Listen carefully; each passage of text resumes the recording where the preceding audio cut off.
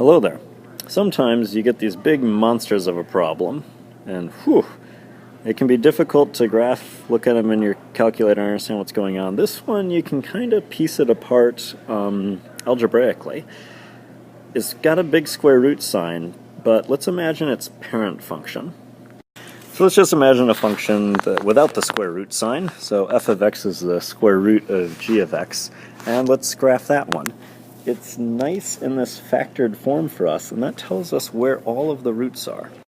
So I'm just making a little axis here. The y-axis in this case I'm not all that interested in. I'm just plotting the x-intercepts, the roots, the solutions.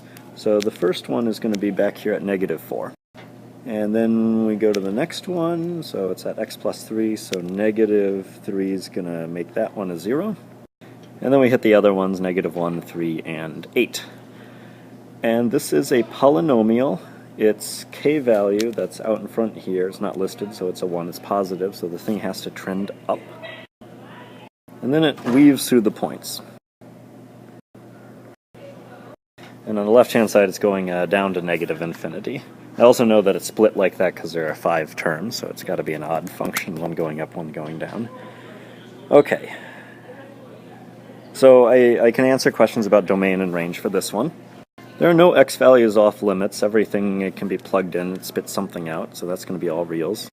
As for the y's, it's going up to infinity and down to infinity with no gaps in between. That's also all reals. So that's the parent function. I'm interested in f of x, the square root of the parent function. And the reason why I graph this parent function is because if I'm taking the square root, remember, we can only take square roots of positive numbers. Actually, you can take the square root of 0, you get 0, but you can't take the square root of a negative number. So anything that's out here, when it's producing that negative number for a y, and then I'm trying to take the square root, it just vanishes. Nothing's there. This f of x is going to hit all of the same roots, because the square root of 0 is still 0, but it only then accepts the positive regions for the parent function. And the square roots, it's going to be a little bit smaller. So this one's kind of wild. There's nothing back here.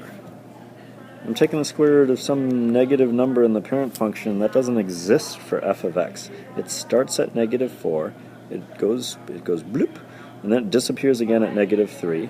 It's completely gone in this region. It doesn't exist. Then it appears again here. Disappears, and appears again over here. You're going to see error functions in your table. If you stick in f of 5, it's going to spit out an error. It can't do the square root of this negative number down there. So this makes for an interesting domain.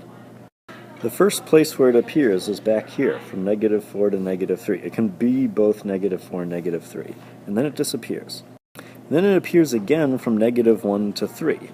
It can also be this. I'm going to use the union notation, and then it disappears, and it appears again way out here, going off to infinity. And all of these are hard brackets because it can be those at the 0, except the infinity that gets a soft bracket. So that's the domain. The range isn't quite as crazy on this one. Smallest it can be is 0, and this portion out here is going up to infinity. So again, a very bizarre looking function.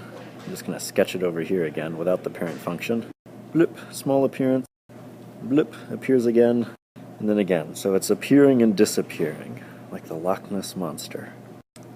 Character and scholarship for life.